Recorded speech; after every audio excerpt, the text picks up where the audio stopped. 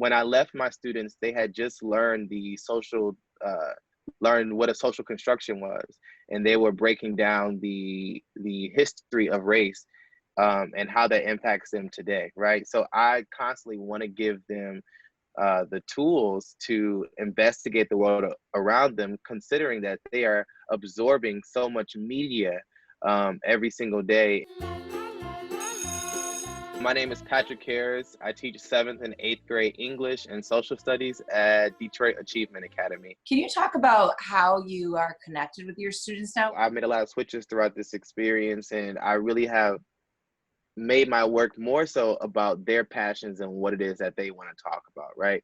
So they're completing their final project right now, which is a digital genius hour, where it's just a self-guided and self-reflected research project on whatever it is that they're talking about, right?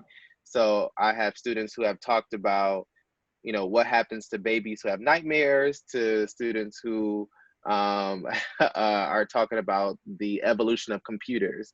And then I have students who love cooking and who come on the office hours and talk about what they make for breakfast. And so now they have been tasked with creating their own cooking show, and creating recipes and reflecting on that, right? So I'm trying to push it in the direction of passion projects, while also at the same time really getting to know the devices that you do have, right? Do you know how to edit a photo? Do you know how to save things? Do you know how to copy paste, screen record, screen grab?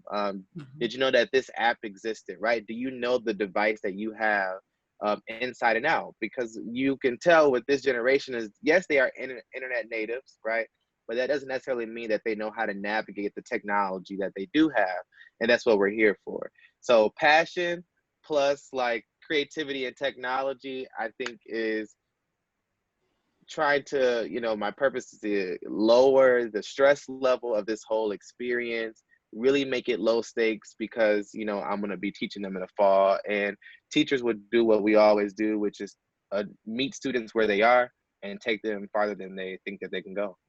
What are you making sure that your kids get during this time to be able to jump off or where you left off in the fall? What if they're behind? The word behind for me is a social construction, and that's a very unpopular opinion. I think that considering the way that poverty works, considering the way that racism is embedded in our system, the word behind is something that I don't worry about. I meet students where they are, and I am most concerned at this point with a couple of things. One, that my students are safe. I want them to be healthy, safe, and know that I see them. I care for them, because that's most important. I want to make sure that I have students to come to in the fall. That's important to me. Secondly, I am concerned with students knowing or having those critical thinking skills to truly understand the world around them. When I left my students, they had just learned learned what a social construction was, and they were breaking down the history of race, and how that impacts them today, right? So I constantly want to give them the tools to investigate the world around them, considering that they are absorbing so much media every single day, and with school being out. So that's my second concern. My third concern is that they, have the time and the structure available to help out their families, to contribute to their households, and that they know what their passions are, so that when they come back, I want them to come back fired up and ready to go. I think, the standards will be the standards, and teachers know that's what we're trained to do. We're trained to get students caught up. We're trained to get them to soar. My students made some incredible growth in just a half a year that I had them.